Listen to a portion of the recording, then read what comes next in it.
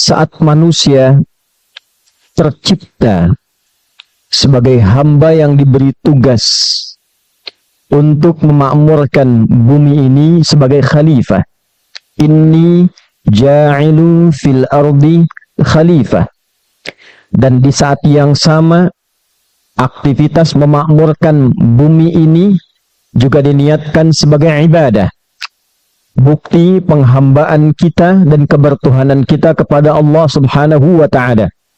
Wa ma umiru illa liya'budullaha mukhlishina lahuddin.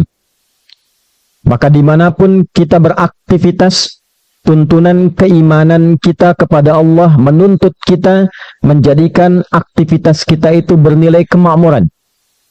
Dari kata amara, sesuatu yang melahirkan manfaat, sesuatu yang melahirkan kebaikan. Jadi suami yang baik, menjadi istri yang baik, jadi anak yang berbakti, jadi orang tua yang memberikan nilai kemuliaan. Saat yang sama bila bertutur yang bermanfaat, bila melihat yang bermanfaat, bila mendengar yang bermanfaat, bekerja di tempat yang melahirkan manfaat dan juga menampilkan kemanfaatan dalam kehidupan. Itu yang dimaksud inni ja'ilu fil ardi khalifah. Di saat yang sama pula kita menyiapkan generasi-generasi yang melanjutkan legasi hasil-hasil kebaikan yang telah kita tanamkan.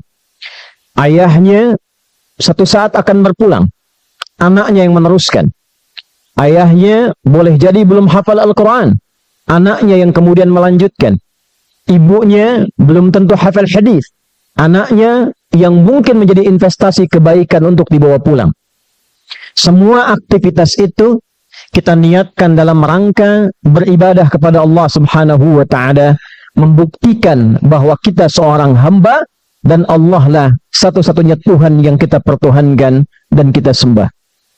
Hadirin, dalam rangka mengoptimalkan seluruh fungsi khalifah dan ibadah itu, Allah memberikan kepada kita perangkat-perangkat yang memudahkan, mendukung semua tugas itu, sekaligus juga menyiapkan semacam katalis, stimulus, yang merangsang semua instrumen-instrumen terbaik ini dapat muncul dan memudahkan kita menjalankan misi yang dimaksudkan. Diberikan akal untuk berpikir, diberikan kekuatan fisik, diberikan kemampuan merasa di dalam jiwa, bukan sekedar melengkapi kemanusiaan kita, tapi bagaimana akal digunakan untuk menangkap pengetahuan sebanyak-banyaknya, sehingga dengan ilmu itu mudah kita menjalani berbagai macam kehidupan yang kita akan lalui. Dengan ilmu, fisik lebih mudah bekerjanya. Dengan rasa yang baik, kasih sayang mudah ditampilkan dalam kehidupan kita. Dan untuk menstimulus, merangsang kemampuan-kemampuan akal, fisik kita, pun juga jiwa kita, maka Allah Subhanahu wa ta'ala menurunkan ujian-ujian. Yang dengan ujian itulah kemudian dimaksudkan untuk meningkatkan kemampuan-kemampuan kita, sehingga mudah mengatasi persoalan-persoalan yang kita hadapi dalam kehidupan. Jadi tidak ada ujian yang sifatnya untuk melemahkan. Tidak ada ujian yang Allah kirimkan yang sifatnya untuk merendahkan. La yukallifullahu nafsan illa wus'aha. Tidak mungkin Allah menitipkan satu ujian kecuali sesuai dengan kadar kemampuan kita, dan dimaksudkan untuk meningkatkan kemampuan kita untuk menghadapi berbagai macam persoalan demi mendapatkan kebahagiaan yang kita cita-citakan. Saking baiknya Allah Subhanahu wa ta'ala dengan sifat Rahman dan Rahimnya. Untuk itulah Nabi Muhammad sallallahu alaihi wasallam mengajarkan kepada setiap umatnya agar dalam mengerjakan setiap hal sertakan nama Rahman dan Rahim Allah, yang dengan dua sifat itulah Allah menurunkan kasih sayangnya untuk membantu, menolong kita, memudahkan setiap urusan kita.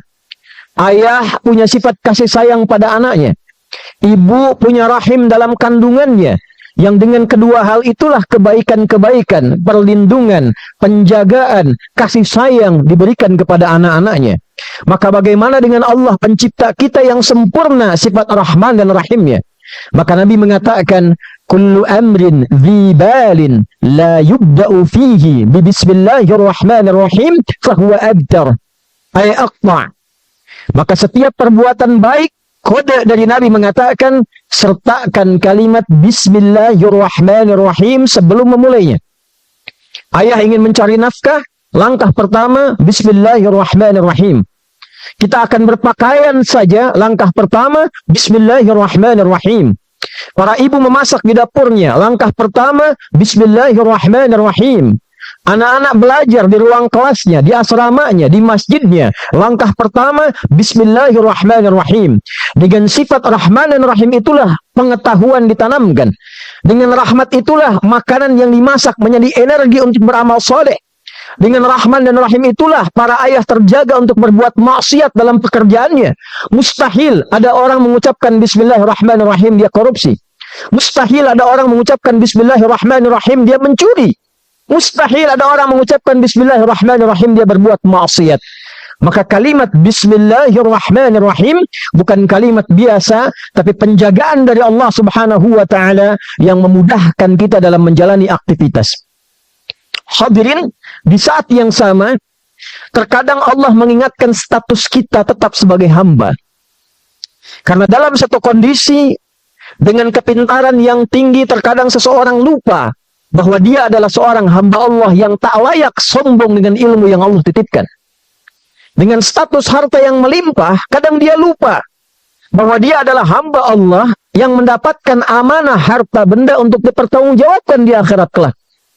Dengan status kedudukan yang tinggi, terkadang dia lupa kedudukan itu dititipkan bukan untuk digunakan sewenang-wenang, tapi untuk mengumpulkan amal soleh yang dikembangkan lantas dipertanggungjawabkan di hadapan Allah Subhanahu wa taala di hari kiamat kelak.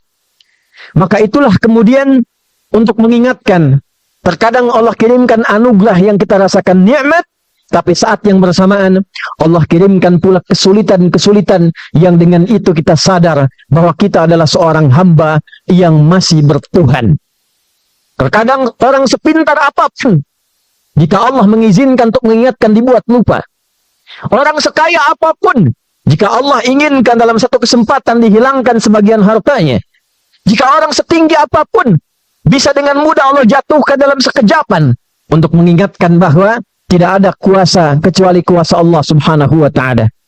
Namun sekali lagi, dengan sifat Rahman dan Rahimnya, kasih sayangnya, Allah mengajarkan pada Nabi Muhammad SAW agar setiap hamba yang sedang merasa kesulitan lalu menggunakan fitrah kehambaannya untuk tersambung dengan Allah Subhanahu wa taala yang dinamakan dengan doa al-ittisal minal makhluk ilal khaliq, ketersambungan dari makhluk kepada khaliq Allah Subhanahu wa taala. Di antara fungsi doa bukan hanya menunjukkan kita untuk meminta, tapi juga mengaktifkan status kehambaan kita di hadapan Allah Subhanahu wa taala. Doa itu puncak tertinggi yang menunjukkan bahwa kita seorang hamba. Setinggi-tingginya jabatan, pasti berdoa. Sebanyak-banyaknya harta, pasti berdoa. Sebanyak-banyaknya ilmu, pasti berdoa. Terkadang kita temukan kesulitan yang tidak dapat diselesaikan dengan kepintaran. Tidak dapat tuntas solusinya dengan harta. Tidak keluar jalan keluarnya dengan kedudukan. Masya Allah, pekerjaannya luar biasa. Hartanya banyak. Kedudukannya tinggi. Ilmunya luar biasa, tapi di rumah tangga ada persoalan yang bahkan tak mampu diselesaikan dengan ketinggian 3 derajat itu. Ada orang-orang yang merasa pintar, kedudukan tinggi, dikelilingi oleh orang-orang yang pintar, orang-orangnya hebat, semua teori dia kuasai, tapi tak mampu menyelesaikan persoalan-persoalan di sekitarannya. Persoalan ekonomi sulit, persoalan sosial sulit, tindakan kriminalitas makin meningkat. Kehidupan rumah tangga tidak mudah. Pekerjaan-pekerjaan tidak nyaman dirasakan. Maka saat itulah Allah Subhanahu wa ta'ala ingin menunjukkan pada kehidupan komunal yang kolektif. Bukan hanya 1-2 orang hamba, tapi kehidupan secara komunal. Bisa berkeluarga, bisa bermasyarakat, bisa berbangsa, bisa bernegara. Maka diajarkanlah melalui Nabi Muhammad SAW satu doa yang singkat, padat, namun ditunjukkan. Bila kita mampu menghafalnya, memohonkan dengan tulus dan ikhlas, Allah akan berkenan menghilangkan segala kesulitan-kesulitan yang dihadapi dan memudahkan serta memberikan jalan keluar dari berbagai macam persoalan yang tengah dilalui. Doa ini didokumentasikan oleh Imam Ibn Hibban di dalam kitabnya nomor hadis 974. Sahih Ibn Hibban, sanad yang tersambung pada sahabat mulia Anas bin Malik radhiyallahu taala anhu. Haddatsana qala Rasulullah sallallahu alaihi wasallam. Perhatikan hadirin doanya. Allahumma la sahla illa ma ja'altahu sahla. Wa anta taj'alul huzna idza syi'ta sahla. Allahumma, ya Allah. Diterjemahkan demikian. Ya Allah, bentuk standar penanda fitrah kita seorang hamba untuk memohon kepada Tuhan kita Allah Subhanahu wa taala. Karena itulah dalam setiap suasana diminta atau tidak, kadang fitrah ini aktif. Mendung gelap, langsung kita berkata ya Allah. Menghadapi macet, kita berkata, ya Allah. Ada kesulitan di pekerjaan, tiba-tiba lisan kita mengucapkan, ya Allah. Ini pertanda aktifnya fitrah kita yang menunjukkan kita seorang hamba. Tapi kalau kita ingin gabungkan kalimat, ya Allah, lalu dimohonkan dengan penuh ketawaduan, ketundukan, kerendahan, ini amalan Quran surah ke-7 ayat 205. Wadhkur rabbaka fi nafsika tadarruan wa khifatan wa dunal jahri minal qaul. Koneksikan dirimu kepada Rabbmu. Minta kepada Allah, mohonkan kepada Allah dengan cara merendah, dengan cara tunduk, dengan cara yang lembut, dengan bahasa jiwa kita, bukan dengan bahasa akal kita, tapi ada bahasa jiwa yang mengalir di lisan kita. Maka gabungkan kalimat ya Allah menjadi Allahumma. Jika sedang sulit, jika sedang susah, tak selesai dengan kemampuan pengetahuan, tidak selesai dengan banyaknya harta, tidak selesai dengan tingginya kedudukan, maka merendahlah di hadapan Allah Subhanahu wa taala. Merendah dalam sujud, merendah di keheningan malam, minta kepadanya, Allahumma la sahla illa ma ja'altahu sahla. Ya Allah, tidak ada kemudahan semudah-mudahnya kecuali apa yang telah Engkau tetapkan mudah olehmu. Jadi jangan menganggap solusi itu karena kemampuan pribadi. Adab yang kedua setelah merendah, yakinkan, pasrahkan bahwa semua kemudahan yang kita miliki pun sesungguhnya atas kehendak Allah Subhanahu wa taala. Anda mendapatkan jabatan sampai sekarang, Anda duduk dalam kesempatan Jumat, hakikatnya bukan karena tingginya ilmu Anda. Karena banyak orang pintar, lebih pintar dibandingkan dengan Anda, tidak mendapatkan jabatan yang sekarang Anda duduki. Anda mendapatkan harta bukan karena pandainya Anda mencarinya. Karena banyak orang lebih pandai dibandingkan dengan Anda, hartanya bisa dibawa Anda. Jika Allah tidak menghendaki Anda mendapatinya, mustahil kita bisa memilikinya. Maka yang patut kita tanyakan, apa keinginan Allah di balik titipan ini? Maka kita katakan dengan penuh kesadaran, ya Allah, semua kemudahan yang telah saya raih, anugerah yang saya dapatkan, hakikatnya adalah karena kuasa-Mu. Wa anta taj'alul huzna idza syi'ta sahla. Dan sekarang pun ya Allah, hamba mendapatkan huzn. Hadirin, dalam tafsir hadis yang dikatakan al-huznu ma ghaludha minal ardi.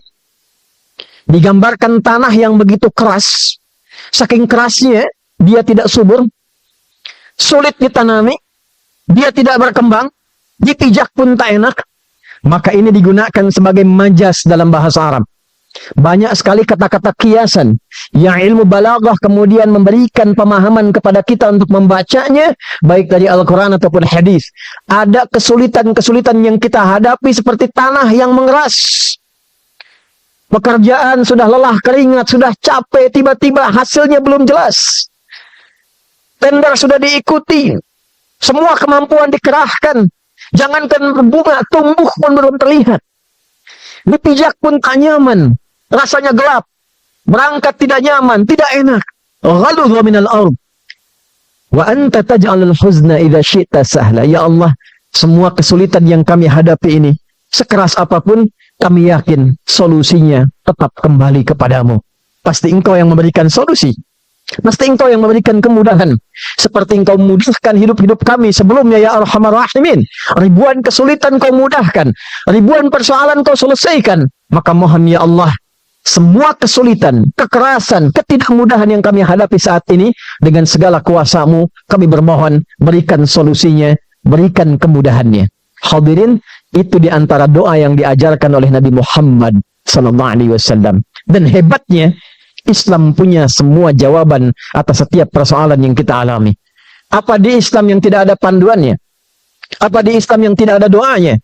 Masuk masjid ada panduannya, ada langkahnya, ada doanya. Keluar masjid ada panduannya. Berpakaian ada doanya. Urusan ke toilet ada doanya. Maka jangankan yang tinggi-tinggi, yang kecil pun yang sederhana ada panduan dan doanya. Jika dibalik pemahamannya, maka ketika mendapatkan yang sulit pun kita memiliki panduan untuk mengatasinya. Maka mungkin boleh jadi persoalan yang sulit yang belum selesai kita hadapi ini, belum tuntas hadir solusinya, bukan karena kita kurang pintar, bukan karena kita kurang hebat, kita belum kembali menemukan dan membaca, memahami, mengamalkan apa yang Nabi Muhammad SAW tunjukkan kepada kita. Oleh karena itu, dari berbagai persoalan kehidupan ini, mari kembali kepada panduan yang Nabi ajarkan. Mari kembali kepada Al-Quran yang memberikan pedoman. Mendapati apapun sulit dalam pekerjaan, dalam konteks yang lebih besar, sulit di bidang ekonomi, moneter tidak mudah, fiskal tidak teratur dengan baik, ditarik ke rumah tangga sulit, di pekerjaan sulit, di ilmu, anak-anakku yang belajar merasa kesulitan, maka ikuti panduan Nabi SAW. Menghadaplah kepada Allah dengan penuh kerendahan hati. Bangun di keheningan malam, sadari kita hambanya, bertaubat di hadapan Allah, rendahkan diri kita, istighfar dengan baik. Seorang suami istighfar dengan baik, seorang ayah istighfar dengan baik. Mungkin anak-anak kurang bagus hafalannya, kurang baik belajarnya, bukan karena mereka kurang pintar, karena selama ini ayah dan ibunya tidak memberikan asupan-asupan yang baik supaya mereka mendapatkan kemudahan dalam belajar dan berpengetahuan. Istighfar di hadapan Allah, minta kebaikan kepada Allah, minta kemuliaan kepada Allah. Mudah-mudahan dengan itu semua macam jenis krisis dan kesulitan yang kita hadapi dalam kehidupan diangkat oleh Allah dan diberikan kebaikan-kebaikan yang kita harapkan. Barakallahu li wa lakum fil Qur'anil azim wa nafa'ani wa iyyakum bima fihi minal ayati wa dzikril hakim wa taqabbala minni wa minkum tilawatahu innahu huwas sami'ul 'alim. Ud'ullaha yastajib lana wa lakum jami'an. Hadirin, mari kita berdoa kepada Allah Subhanahu wa taala. Mudah-mudahan doa yang kita panjatkan di Jumat pertama bulan Safar ini, yang berarti kosong, sifar. Karena banyak orang keluar dari area-area tempat tinggal sehingga areanya seakan kosong. Kemudian maknanya dikiaskan dalam kehidupan hijrah. Orang yang meninggalkan yang haram-haram, yang tidak baik di bulan Al-Muharram, maka kosonglah kemudian keburukannya, kosonglah dosa-dosanya, sehingga dengan kondisi kosong itu, dia bisa mengisi kembali dengan amal-amal yang lebih baik dan saleh. Mari kita awali dengan doa, mudah-mudahan doa ini diterima, dikabulkan, dan dinilai kebaikan oleh Allah Subhanahu wa ta'ala. Qala ta'ala, inna Allah wa malaikatahu yusalluna 'alan nabi. يا أيها الذين آمنوا صلوا عليه وسلموا تسليما اللهم صل وسلم وبارك وكرم على هذا النبي الأمين الرسول المبين نبينا وسيدنا محمد وعلى آله وصحبه أجمعين اللهم نحمدك حمدا شاكرين حمدا ناعمين حمدا يوافي نعمه ويكافئ مزيده يا ربنا لك الحمد ولك الشكر كما ينبغي لجلال وجهك الكريم ولعظيم سلطانك اللهم اغفر للمسلمين والمسلمات والمؤمنين والمؤمنات الأحياء منا والأموات إنك سميع قريب مجيب دعوات ويا قاضي الحاجات لا تدع لنا في مقامنا هذا ذنبا إلا غفرته ولا هما إلا فرجته ولا دينا إلا قضيته ولا مريضا إلا شفيته ولا حاجة من من حوائج الدنيا والآخرة فيها لك رضا وفيها لنا الصلاح إلا قضيتها يا أرحم الراحمين. اللهم لا سهل إلا ما جعلته سهلا وأنت تجعل الحزن إذا شئت سهلا. سهل أمورنا يا أرحم الراحمين. يسر يا الله أمورنا يا رب العالمين بما تحب وترضى. اللهم اجعل هذا المعهد أميرا معهدا مباركا وبارك المؤسسين يا الله وبارك العاملين فيه يا الله وبارك الطلاب والأساتذة يا أرحم الراحمين. وكذلك مدرستها مدرسة أخيار يا رحمن الرحيم. اللهم احفظ بلادنا أندونيسيا واجعلها بلدة طيبة وأنت ترضاها واهد أمراءها ورؤساءها ليخففوا حسابهم يوم القيامة يا أرحم الراحمين. Ya Allah, berkahi hidup kami, berkahi ya Allah pekerjaan kami, berkahi ya Allah semua urusan-urusan kami, berkahi pesantren ini ya Allah, dan semua yang terlibat di dalam pembangunan, inisiator dan bekerja di dalamnya, juga madrasahnya Akhyar ya Arhamar Rahimin, santri-santri dan guru-gurunya. Ya Allah, anugerahi akan keberkahan kepada negeri kami Indonesia. Berikan hidayah kepada seluruh pemimpin-pemimpin yang bertugas di negeri kami tercinta, dari level tertinggi sampai yang terendah ya Allah, yang dengan hidayah itu bisa meringankan pekerjaan mereka dan hisab mereka di akhirat kelak.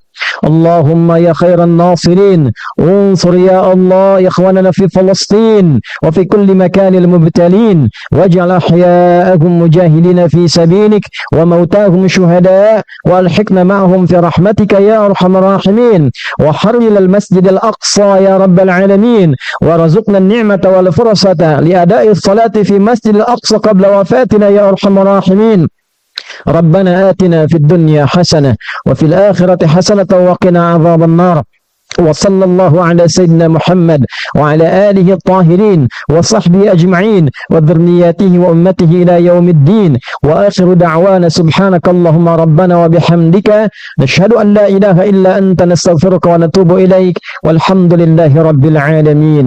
عباد الله، إن الله يأمر بالعدل والإحسان وإيتاء ذي القربى وينهى عن الفحشاء والمنكر والبغي يعظكم لعلكم تذكرون ولذكر الله أكبر والله يعلم ما تصنعون. أقيموا الصلاة يرحمكم الله. Begitu sampai di akhirat, ya Allah, ingat saya jodoh, cuman gak keinget yang mana yang mau kemudian dinikahi. Maka datang bidadari, yang kata Quran wajahnya seperti mutiara. Gak terbayang, oh antum nengok ke kiri jauh. Betul. Karena mala ainun ra'at, gak pernah kelihatan di bumi. Wala udhunun sami'at, gak pernah terdengar kisahnya. Wala khatara ala qalbi bashar. Antum melamun pun sekarang, dilamunkan pun seperti ini sekarang, tidak akan pernah sama. Jadi begitu terfikir Allahu Akbar, ling, bidadari nampak. La haula wala quwata illa billah. Bukan satu, bukan dua, paling sedikit 70. Gak percaya? Nanti kita ke surga insyaallah. Kemudian di sebelah kanan saya berbicara, Ustadz kalau perempuan bagaimana? Maka perempuan akan mendapatkan pangeran-pangeran surga. Amin. Padahal suaminya ada di sini tuh. Luar biasa. Bu, saya tanya nih Bu, Ibu pilih pangeran surga atau pilih suami Ibu? Ayo jujur. Anggap suami nggak ikut hari ini.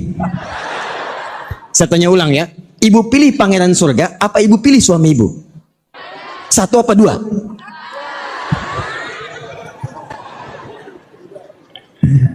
Ada ayatnya, kalau bisa jadikan suami Anda bagian dari pangeran surga yang menemani Anda secara abadi. Ya, tidak cukup dengan amin, ada ayatnya. Apa amalannya? Amalannya turunkan kebahagiaan surga itu ke bumi. Maka kita akan bertanya kepada Allah, ya Allah, saya pengen ke surga supaya saya hidupnya abadi. Saya pengen bahagia seperti orang-orang masuk surga bahagia. Saya ingin mendapatkan apa yang dijanjikan dalam Al-Quran itu. Ya Allah, saya pengen dapat itu apa yang dijanjikan tadi. Semua kenikmatannya. Bagaimana meraihnya? Maka turunkan semua kenikmatan itu ke bumi. Turunkan semua amalannya ke bumi. Maka Allah sampaikan, kalau ada yang mengerjakan amalan ahli surga itu, bukan sekedar saya akan masukkan dia ke dalam surga. Bahkan kenikmatan surga akan saya cipratkan, akan saya berikan walau tidak sama dengan aslinya. Saya berikan pengantarnya, saya berikan bonusnya. Jadi ada orang tinggal di bumi tapi mendapatkan kemudahan-kemudahan seperti orang yang mendapatkan kemudahan di surga. Bentuknya tidak sama, nikmatnya beda, lebih nikmat di surga, tapi hidupnya di bumi diberikan kebahagiaan oleh Allah seakan-akan pengantar menuju surganya. Kalau saya tanya, apakah kita mau mendapatkan kebahagiaan seperti ahli surga? Mau ke surga?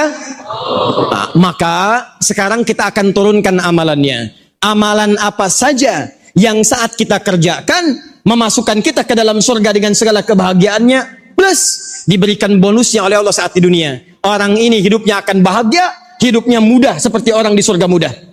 Saya beri rahasia nih. Tadi kan saya katakan orang di surga itu nggak perlu nyari lagi kan? Mau makan, muncul makanan. Mau minum, datang minuman. Masya Allah. Ada orang yang saat mengerjakan amalan itu di bumi, Allah berikan kemudahannya. Orang ini, orang lain kerja, capek. Orang ini tidak. Begitu dia bergerak, tiba-tiba datang rezekinya. Kata Allah, min haitsu la yahtasib. Contoh, ibu kenal Maryam, Siti Maryam? Kenal ibu ini. Luar biasa. Cuma di Al-Azham yang kenal Siti Maryam. Saya di Sukabumi, luar biasa. Sebelah kanan saya kenal Maryam. Sebelah sana kenal Utsman bin Affan. Sebelah kiri kenal Firaun. Ini masih agak lumayan, Maryam. Ini lihat sini, buka Quran surah ketiga, ayat 35 sampai 37. Paling kiri sebelah bawah, dari tengah ke bawah. Maryam punya bapak. Siapa namanya? Imran. Imran punya istri. Siapa namanya? Ibu Imran. Paling gampang tuh. Siapa istrinya Nabi Daud? Ibu Daud. Siapa istri Nabi Sulaiman? Ibu Leman. Siapa istri Nabi Ismail? Ibu Mail. Orang Indonesia tuh. Imran punya istri namanya Hana. Dengan Hana menikah punya anak namanya Maryam.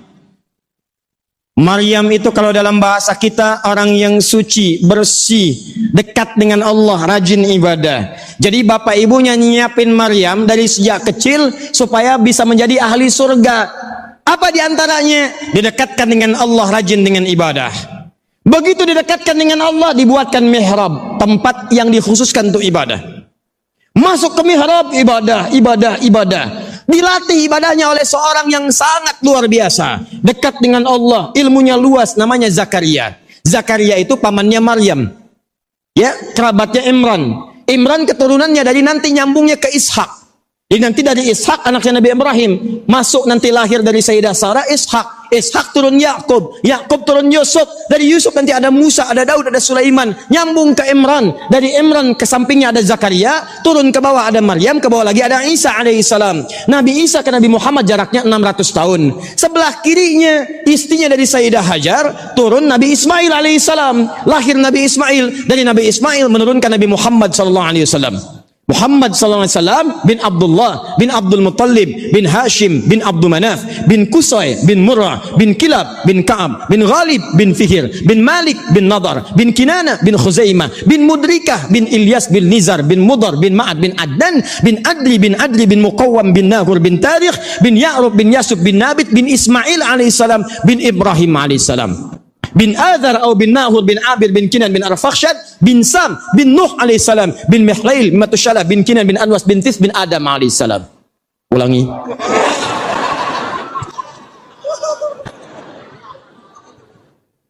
Nah, Maryam keturunan dari jalur nanti Sayyidina Ibrahim, dari jalur Ishak sampai ke Imran itu disiapkan. Maryam itu bukan nabi, rasul juga bukan. Beliau manusia biasa. Kenapa disiapkan manusia biasa? Untuk menjadi contoh bagi kita. Supaya nanti kita tidak mengelak lagi. Tidak ada orang les. Ya Allah, dia akan nabi. Ya Allah, dia akan rasul. Maka Allah turunkan contoh. Bapaknya bukan nabi, ibunya bukan nabi. Imran bukan nabi, bukan rasul. Istrinya bukan nabi, bukan rasul. Melahirkan anak bukan nabi, bukan rasul. Supaya Allah bisa mengatakan kepada kita, nih, saya kasih contoh langsung. Bukan nabi, bukan rasul. Seperti kamu. Kalau dia bisa, kenapa kamu tidak? Maka Maryam disiapkan mendekat kepada Allah, mengamalkan amalan ahli surga. Belum masuk surga, tiba-tiba apa yang terjadi? Baca ayat 37-nya, paling kiri sebelah bawah. Kullama dakhala 'alaiha Zakariyal mihraba wajada 'indaha rizqa. Setiap kali Nabi Zakaria ingin mengantarkan kebutuhan Maryam, masuk ke mihrab, mau ngasih makanan. Masuk ke mihrab, mau ngasih pakaian. Allahu Akbar. Baru dibuka pintu mihrabnya, akan diantarkan makanan, tiba-tiba makanan sudah ada di dalamnya. Mau ngantar buah-buahan, yang diantarkan apel, di dalam sudah ada apel, ada jeruk, ada anggur dan sebagainya. Kalau musim apel ada apel, hebat. Ini bukan musim apel, ada apel. Ditanya oleh Nabi Zakaria, "Ya Maryamu anna laki hadza?" Maryam, dari mana semua ini? Apa jawab Maryam? Qalat huwa min indillah. Paman, ini semua diberikan oleh Allah Subhanahu wa taala. Innallaha yarzuqu may yasha bighairi hisab. Allah akan memberikan rizki pada siapapun yang dikehendaki tanpa ada batasan. Jadi ada orang yang saat di bumi ini rizkinya oleh Allah diberikan tanpa batas. Orangnya pas butuh ada. Mau berangkat ada kendaraan. Mau makan ada makanan. Mau minum ada minuman. Mau menghapus ada yang datang ikut menghapus. Misal. Contoh. Jelas? Pertanyaan saya, mau seperti itu? Bahkan, nanti kalau satu waktu kita belajar tentang rizki, di Al-Quran itu ada 8 jenis rizki. Ada yang dicari capek. Ada yang nyarinya sebentar, rizkinya datang. Yang hebat, ada yang belum nyari, rizkinya datang. Yang dahsyat, yang nyari bapaknya, yang dapat anaknya. Ada. Yang luar biasa, yang disiapkan anaknya, yang dapat bapak ibunya.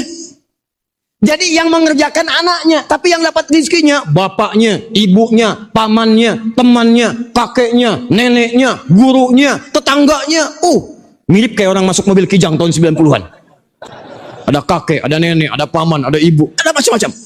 Dan hebatnya, bukan cuma di dunia, saat di akhirat, dia akan menggandeng bapak ibunya, pasangannya, anak cucunya, semua diparadekan dibawa ke surga.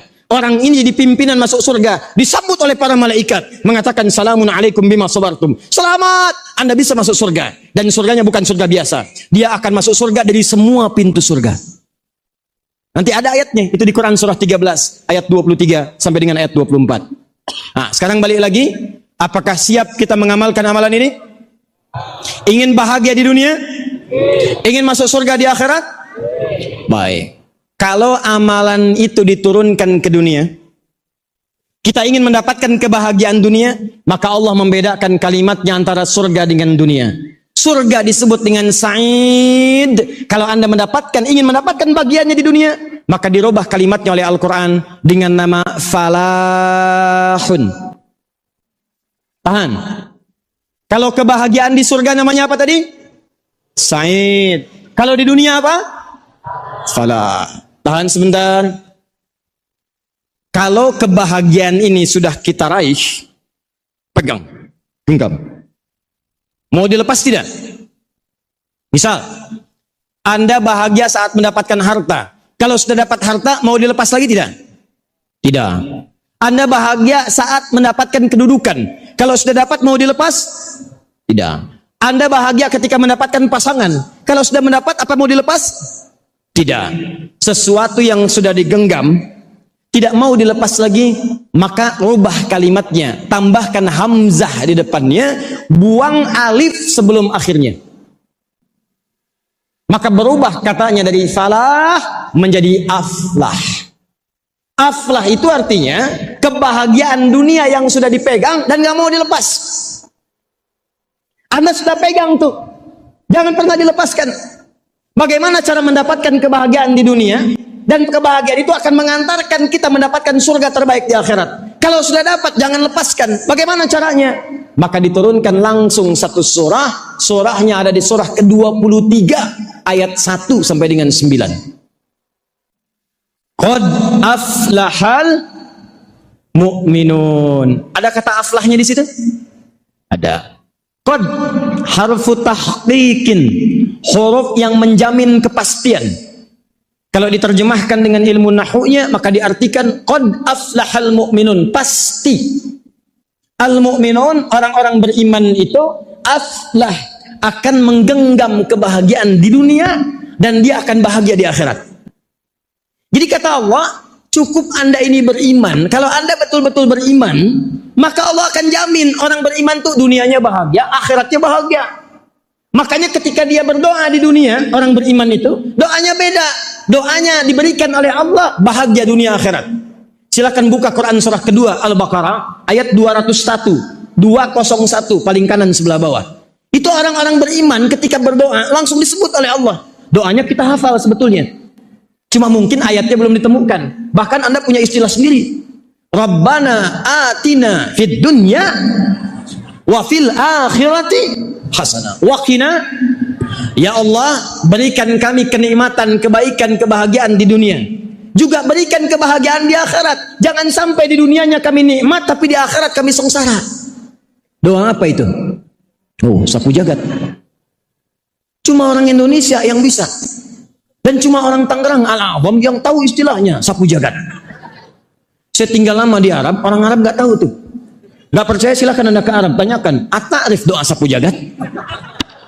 Oh, sapu jagat. Dunianya baik, akhiratnya mulia. Bagaimana cara mendapatkan itu? Lihat baik-baik. Karena ada orang yang kalau Anda baca ayat sebelumnya, faminhum faminan nasi may yaqulu rabbana atina fid dunya wa ma lahu fil akhirati min khalaq. Ada orang yang cuma dunia aja, yang penting dunia hebat, kendaraan bagus, makan enak, rumah mewah, kendaraan luar biasa. Yang penting dunia, akhirat bagaimana nanti? Ada yang cuma dunia saja. Nah, itulah orang-orang yang orientasinya nggak punya iman. Mesti beda. Kalau Anda orang beriman, mesti beda dengan yang belum beriman.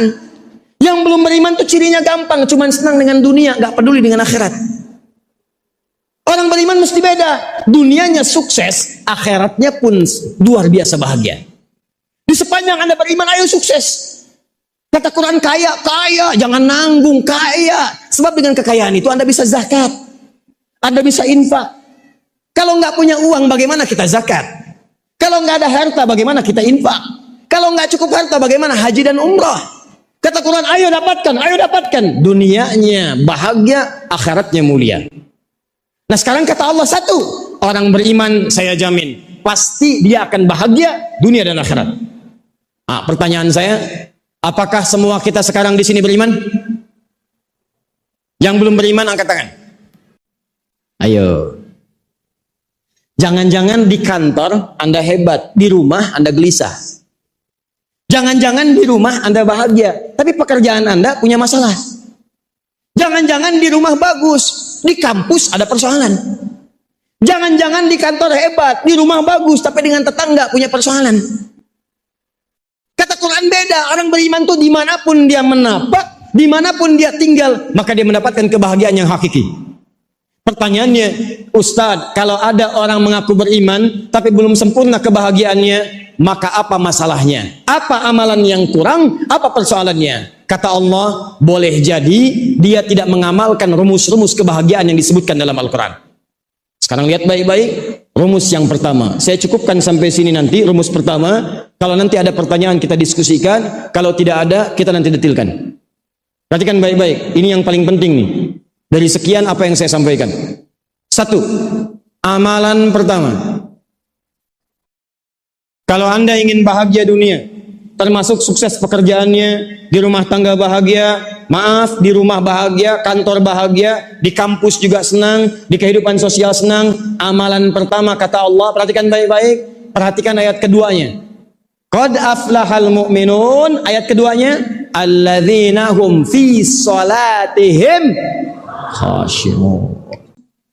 Jadi kalau Anda ingin bahagia dunia dan juga mulia akhirat, maka amalan pertama apa kata Allah? Salat, Pak. Bu, salat. Jadi yang dikejar-kejar itu bukan cuma mohon maaf jabatan, harta. Orang sekarang banyak yang salah. Pengen bahagia banyak mengejar harta. Nih saya kasih tahu ya, rizki kita itu sudah diatur oleh Allah. Anda tinggal bergerak saja, rizki diberikan. Dan tidak akan pernah berkurang pas ukurannya. Itu ada ketentuannya di Quran. Quran surah ke-51 ayat 22. Kata Allah, wa fis samai rizqukum wa ma tu'adun. Kamu jangan takut tentang rizki. Rizki kamu itu sudah saya tetapkan, akan saya berikan, gak akan pernah tertukar. Boleh ada putri yang tertukar, ada. Menteri yang ditukar, ada. Tapi tidak ada rizki yang tertukar. Setiap kita itu sudah pasti takarannya jelas.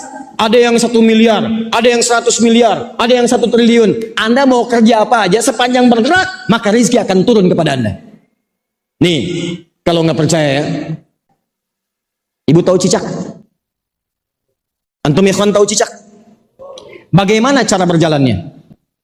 Merayap. Di mana merayapnya? Dinding. Nih lihat baik-baik. Cicak merayap di dinding. Apa makanannya? Cicak cuman merayap di dinding, tapi makanannya nyamuk, bisa terbang. Makanannya punya sayap, yang mau makan nggak punya sayap. Anda bayangkan kalau nyamuknya punya akal dan dia jenius, itu cicak jadi mainan. Cicaknya merayap di dinding sana, nyamuknya di tengah-tengah kubah. Cicak, ayo tangkap, ayo tangkap. Tapi memang hikmah Allah menjadikan nyamuk tidak punya akal, cicak pun tidak punya akal. Dua-duanya tidak punya takwa. Yang paling hebat, Allah hanya memerintahkan pada cicak, kamu cukup merayap, maka saya akan datangkan nyamuk kepadamu. Lihat kalimatnya, orang tua kita mengajarkan dulu kalimat-kalimat indah dalam lirik. Cicak-cicak di dinding, diam-diam. Cicak itu cuma menunaikan perintah Allah. Kata Allah, cicak merayap walaupun cuma diam-diam, maka dia merayap diam-diam. Cicak-cicak di dinding, diam-diam. Datang seekor, perhatikan, bukan cicaknya mendatangi nyamuk, tapi nyamuk yang mendatangi cicak.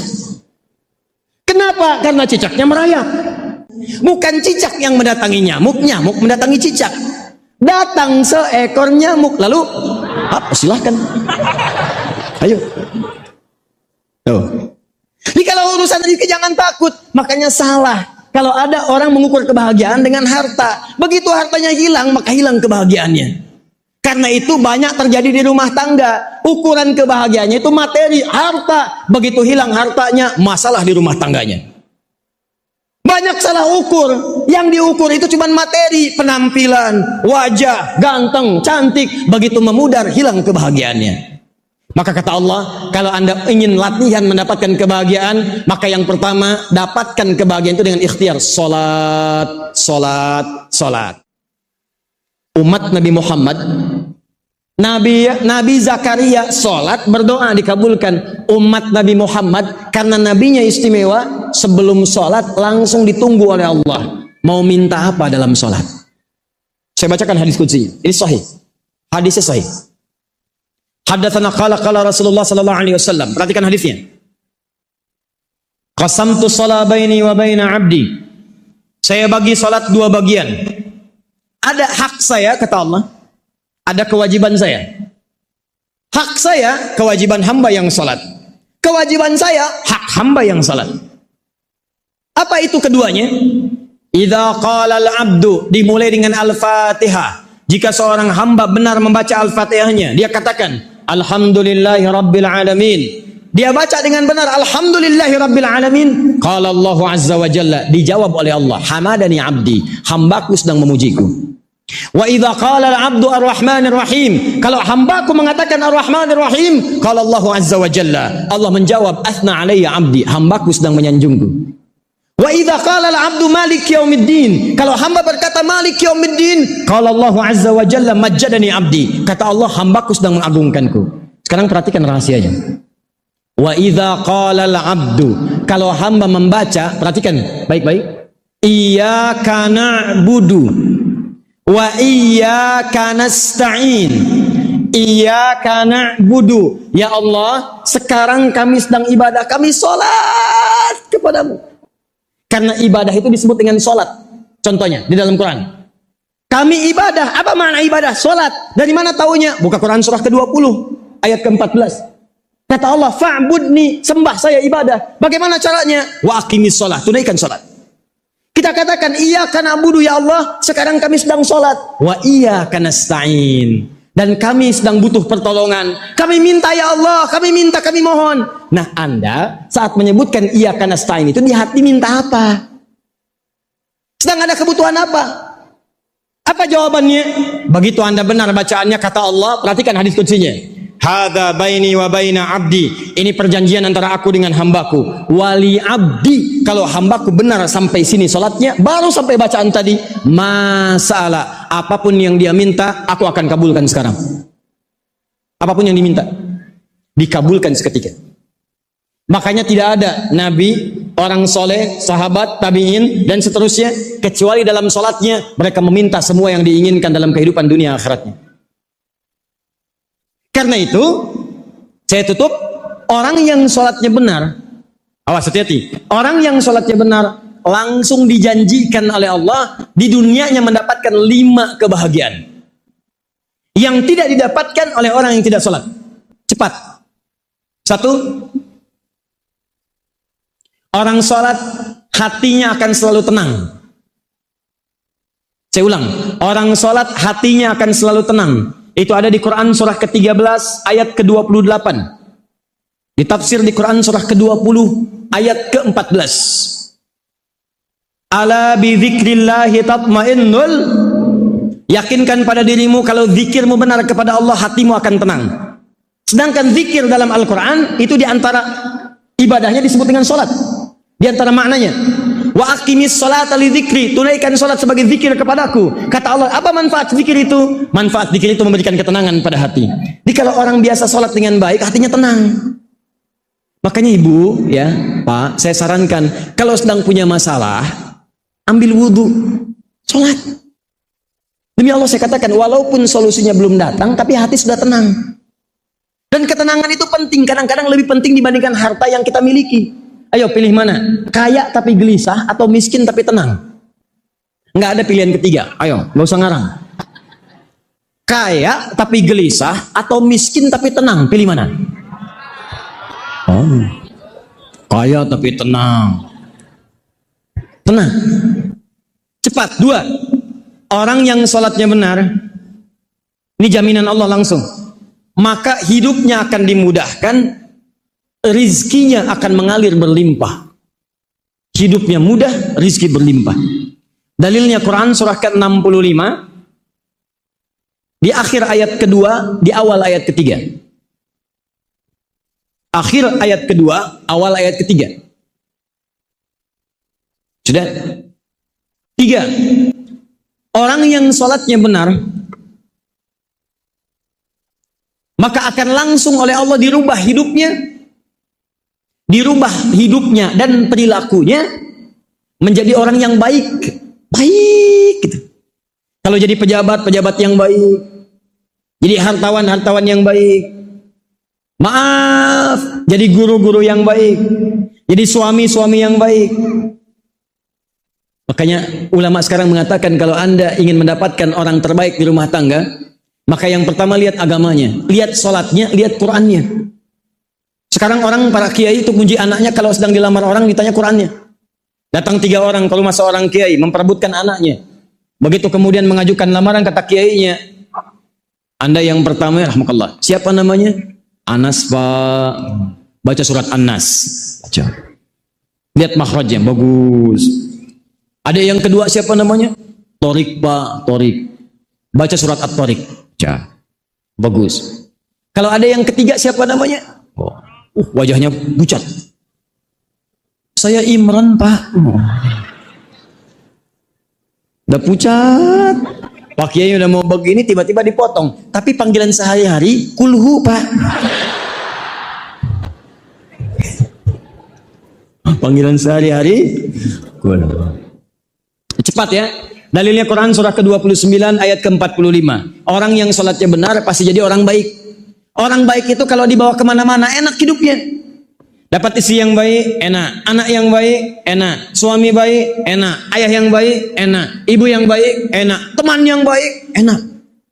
Di sumber kebahagiaan diantaranya mendapatkan orang-orang baik di sekitaran kita. Ya. 4. Orang yang sholatnya benar, dijamin oleh Allah semua doanya itu cepat dikabulkan. Sepanjang itu yang dia butuhkan. semua doanya cepat dikabulkan sepanjang itu yang dia butuhkan. Dalilnya Quran surah ketiga ayat 38 sampai 39. 5. Terakhir, orang yang sholatnya benar dijamin oleh Allah semua pekerjaannya akan sukses dan melahirkan kebahagiaan. Di orang ini kalau kerja apapun sepanjang dia kerjaannya benar itu selalu sukses. Silahkan Anda cek rahasianya. Kenapa di zaman Nabi amalan pertama yang diajarkan sholat? Bukan zakat, bukan puasa, bukan haji, sholat. Setahun sebelum hijrah, semua sahabat Nabi diajarin sholat. Dan silahkan Anda cek, dari 40 orang yang belajar dengan Nabi di fase Mekah, di rumah Arkom bin Abi Arkom, di situ ada calon pengusaha, ada calon birokrat, ada calon diplomat. Demi Allah saya katakan, alumni madrasah Nabi, 40 orang, kemanapun mereka melangkah, apapun pekerjaannya, semuanya sukses. Silahkan cek, Imam An-Nawawi menulis bab khusus, kalimat khusus di kitabnya At-Tibyan tentang amalan para sahabat. Utsman bin Affan, orang sukses, hartanya banyak. Abdurrahman bin Auf, Tamim Ad-Dari. Apa amalan utamanya? Kata Imam An-Nawawi, rahasia mereka selalu memaksimalkan sholat. Mereka nggak pernah ketinggalan tahajud. Malam-malam bisa tahajud sampai khatam Al-Quran. Tuh. 5. Nah, maksud saya, sebelum kita akhiri, jika kita tiap hari sholat 5 waktu, tambah amalan sunnah, tidak mendapatkan satu dari yang 5 ini. Kalau orang nggak sholat nggak dapat, biarin aja karena nggak sholat. Tapi kalau ada orang sholat nggak dapat, dia sholat tapi masih berbuat yang tidak baik. Dia sholat misalnya tapi masih sering gelisah. Dia sholat tapi tidak bahagia. Dia sholat tapi tidak sukses. Dia sholat tapi doa tidak dikabulkan. Maka apa yang salah? Ini yang kita koreksi. Jangan-jangan kata Allah dalam Al-Quran, orang kalau sholat tidak dapat 5 ini, maka masalahnya satu di antara 2. Satu, orang sholat itu boleh jadi tidak khusyuk dalam sholatnya. Satu, tidak khusyuk dalam sholatnya. Dalilnya Quran surah kedua Al-Baqarah ayat ke-45 sampai 46. Bahkan kata Nabi di riwayat hadis Abu Daud, ya di Abu Daud, ada orang yang baru takbir aja sudah kelihatan gak khusyuk. Nih Bu, Pak ya, waktu kita takbir dan mengucapkan Allahu Akbar, itu kata Nabi, orang yang tidak khusyuk itu langsung gampang kelihatan, digoda oleh setan. Kata setan, ingat ini ya, ingat itu ya. Sholat itu saking luar biasanya, Anda baru takbir begini nih, sebelum sholat khusyuk, fokus. Begitu Anda takbir Allahu Akbar, kata Nabi, setan akan membisikkan di kepalanya, ingat ini, ingat itu. Makanya nanti pas sholat asar, kalau nggak percaya, nanti akan terbukti tuh. Begitu Anda takbir Allahu Akbar, lisannya Allahu Akbar, di kepalanya motor, WhatsApp belum dibalas, status media sosial belum diupdate, di luar mie tek-tek belum dibeli. Bahkan saya katakan nih, kata-kata saya ini akan muncul dalam sholat nanti. Begitu Anda takbir Allahu Akbar, kata Ustadz Adi, akan ada setan membisikkan, itu setan. Bahkan ada orang di ujung hadisnya, saking tidak khusyuknya, hatta la yash'ural musalli kam raqatan yusalli, sampai ada orang yang sholat tidak sadar berapa rakaat sedang menunaikan sholatnya. Ada. Satu. Jadi kalau ada orang sholatnya masih demikian, apalagi lupa dengan rakaat sholat, maka orang ini berpotensi sulit mendapatkan satu di antara 5 tadi. 2. Agak cepat, ini penutupnya. Saya mesti mohon maaf ya, maaf ini yang ini. Karena ini mungkin bahasanya halus tapi tajam. Ini langsung dari Al-Quran. Kata Al-Quran, kebanyakan orang nggak dapat yang 5 ini, maaf, karena tidak paham, tidak mengerti apa yang dibaca dan dilakukan dalam sholatnya. Jadi ada orang sholat tapi nggak ngerti bacaan sholat. Ruku nggak ngerti yang dibaca. Sujud nggak paham yang diungkapkan. Ini Anda bagaimana bisa khusyuk kalau nggak paham apa yang dilakukan? Anda kerja tapi nggak tahu yang dikerjakan, kan nggak akan maksimal pekerjaannya. Datang ke kantor mau kerja tapi nggak ngerti pekerjaan, bagaimana bisa kerja? Ini Anda pengen bahagia, kata Allah sholat, tapi Anda nggak ngerti bacaan sholat, nggak paham gerakan sholat, nggak mengerti. Bagaimana bisa khusyuk sholatnya kalau kita tidak memahami apa yang diungkapkan? Duduk di antara dua sujud, warzuqni, warzuqni, warzuqni, minta rizki. Habis salat berdoa lagi, ya Allah mohon berikan saya rizki, berikan saya rizki. Yang tadi apa dalam salat? Yang tadi warzuqni ya Allah. No. Tuh, ini penyakit di dalam ibadah nih. Dulu orang itu belajar sampai paham. Orang sekarang yang penting bisa bacaannya, tahu gerakannya, nggak peduli apapun yang dipahami. Ini yang bikin celaka. Sekarang musim umrah, banyak orang umrah tawaf cuman sekedar putar-putar, tapi nggak ngerti yang dibacakan. Saya tawarkan sebentar nih, ini ke asar kurang lebih ada 6 sampai dengan 7 menit lagi. Saya mau tanyakan, mau tanya jawab atau saya sempurnakan sebentar? Ulangi, tanya jawab atau sempurnakan? 1 apa 2? Sudah. Udah nggak usah pakai tangan, orang paham kok. Nah. Gak pakai tangan pun paham. Ya, pilihan cuma 2, kalau nggak 1. Ada. Jadi mau yang mana? Sudah. Ini pilihan ini loh, pilihan taklim bukan yang lain. Nah, ini lihat nih, fokus baik-baik. Kebanyakan orang yang sholat tidak paham bacaan dan gerakan sholat, dan ini menjalar ke ibadah lain. Padahal ada satu rahasia dalam tawaf. Yang mau umrah, ingat ini kalimat ini. Buka Quran surah ke-19. Ini rahasia terbatas.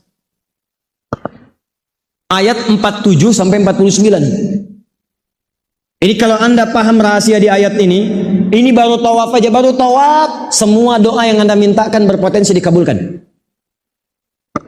Ini kisah Nabi Ibrahim.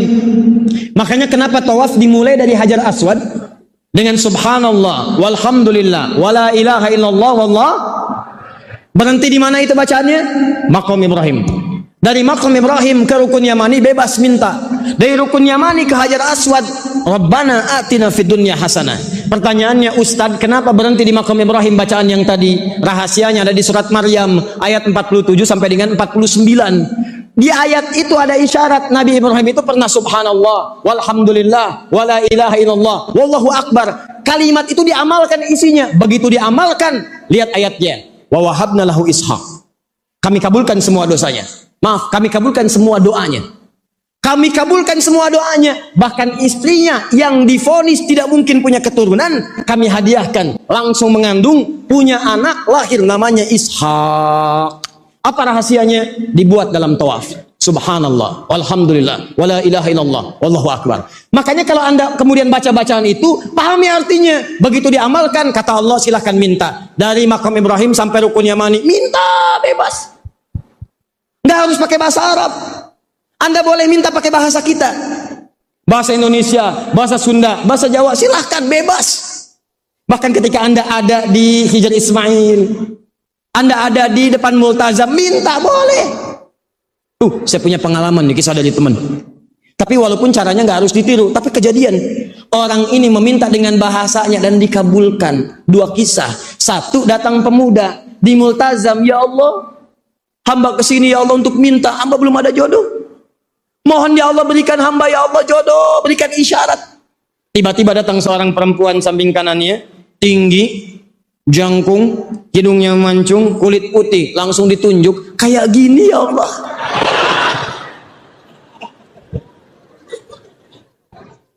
Memang cara dia berdoa agak unik, orang bisa tertawa, tapi saat pulang dari situ nikah dia, Pak. Walaupun bukan dengan yang tadi. Minta. Ada lagi yang kedua, ya Allah, hamba datang ke sini ya Allah banyak utang. Engkau tahu berapa banyak utang hamba ya Allah. Hamba juga punya catatan. Kalau tidak percaya, ini catatannya ya Allah. Tempel sama dia tuh. Walaupun membuat Anda tertawa, tapi dia meminta dengan cara yang benar. Apa yang dia pahami. Ini yang jarang terjadi. Yang nggak bisa umrah, nggak bisa haji, minta dalam sholat. Ada bacaan pakai bahasa Arab. Rabbighfirli warhamni wajburni warfa'ni warzuqni. Ada yang Allahumma ba'id, ada yang wajjahtu, subhanarabbiyal azim, subhanarabbiyal a'la. Bacaan semua, ada yang dibaca dalam hati saat sujud minta. Makanya Nabi itu saat sujud itu lama gitu. Ini orang sekarang ada yang sujudnya lama, lebih lama daripada Nabi. Nabi sudah bangun dia begini aja, ketiduran. Orang berdoa dia tidur. Nah, itulah teman-teman sekalian. Jadi saya sampaikan satu saja dulu, karena sebetulnya ada sampai dengan 7 rumus mendapatkan kebahagiaan dunia dan mendapatkan kebahagiaan akhirat. Jadi yang pertama saya berikan satu dulu di antara 7 ini. Satu, tolong jaga sholat kita. Siap insya Allah? Dibuktikan oleh Al-Quran dengan kejadian di masa lalu dan dengan keterangan-keterangan. Dan saya sekarang berikan satu amalan. Ini penting nih. Ustadz, sholat mana yang paling utama? Catat nih. Ada 40 rakaat. 40 rakaat. Anda kerjakan sholat ini 40 rakaat. Kalau Anda konsisten mengerjakannya selama sebulan aja, itu insya Allah akan ada perubahan dalam kehidupan. 1. 17 rakaat sholat fardu. Ya, kita mau berakhir. 17 rakaat sholat fardu. Yang wajib. Rumusnya 2, 4, 4, 3, 4. 2 sholat subuh, 4 sholat zuhur, 4 sholat asar, 3 sholat maghrib, 4 sholat isya. 2. 11 rakaat sholat malam, tahajud. Kita agak cepat. 11 rakaat sholat malam, tahajud. Di tahajud itu standarnya 11. Kalau mau 23 silahkan. Tapi latihan yang standar dulu, 11. Dalilnya Al-Bukhari, nomor hadis 2008. Paling kanan sebelah bawah. Dari Sayyidah Aisyah. 12 rakaat rawatib. 12 rakaat rawatib. Dalilnya At-Tirmidzi, nomor hadis 586. Dari Ummu Habibah. 12 rakaat itu apa saja Ustaz? 2 rakaat sebelum subuh. 2 rakaat sebelum. 4 rakaat sebelum zuhur. 4 sebelum zuhur. 2 rakaat setelah zuhur. 2 setelah. 2 tambah 4, 6 tambah 2, 8. 2 rakaat setelah maghrib. 10. Terakhir 2 rakaat setelah isya. 2 rakaat sebelum subuh. 4 sebelum zuhur. 2 setelah zuhur. 2 setelah maghrib. 2 setelah isya. Jumlahnya 12 rakaat. 17 tambah 11 berapa? 28. 28 tambah 12 berapa? 40 rakaat. Tolong jaga 40 rakaat ini, tunaikan siang dan malam dengan benar, maka insya Allah seperti sahabat diwasiatkan oleh Nabi, mereka mengerjakannya dan mendapatkan kemudahan hidup dunia akhirat, maka insya Allah antum pun mendapatkan bagian dari itu semua. Karena ini sudah masuk waktu asar dan kita harus praktekkan, maka tidak ada yang paling baik kecuali kita menutup dengan doa. Ya, ada 3 cara berdoa dari Nabi. Pertama, cukup dibacakan hamdalah. Kedua, baca doa kifaratul majlis. Ketiga, Nabi kadang berdoa, sahabat mengaminkan. Kita insya Allah menggabungkan ketiganya, mudah-mudahan mendapatkan barokah dari doa yang kita bacakan insya Allah. Baik, kita mohon teman-teman sekalian, dan tadi saya sampaikan di awal, ada hadis yang insya Allah malaikat mengaminkan doa kita. Alhamdulillahi Rabbil Alamin. Hamdan syakirin, hamdan na'imin, hamdan yuafi ni'amahu yukafi mazidah. Ya Rabbana lakal hamdu wa lakal syukru kama yanbaghi li jalali wajhikal karim wa li 'azimi sultanik. Allahumma salli wa sallim wa barik ala habibikal karim rasulikal mustafa al-amin sayyidina Muhammadin wa ala alihi wa sahbihi ajma'in. Allahumma rabbana la tada' lana fi maqamina hadha wa fi kulli maqamin dhanban illa ghafartah. Ya Allah, kami mohon kepadamu, jika ada yang datang ke masjid ini, datang membawa lumuran dosa, jangan biarkan dia meninggalkan masjid ini kecuali Engkau telah ampuni segala dosa-dosanya. Allahumma wala hamman illa farajtah. Jika ada yang datang ke masjid ini membawa kegelisahan, jangan biarkan dia meninggalkan masjid ini kecuali Engkau telah tenangkan keadaan hatinya. Allahumma wala asiran illa yassartah. Jika ada yang datang ke masjid ini ya Allah membawa kesulitan dalam hidupnya, jangan biarkan dia meninggalkan masjid ini kecuali Engkau telah mudahkan kesulitan hidupnya. Allahumma wala maridan illa syafaitah. Jika ada yang datang ke masjid ini membawa penyakit atau keluarganya atau kerabatnya, maka mohon sembuhkan dan angkat segala penyakitnya. Allahumma taqabbal minna innaka antas samiul alim wa tub alaina innaka antat tawwabur rahim.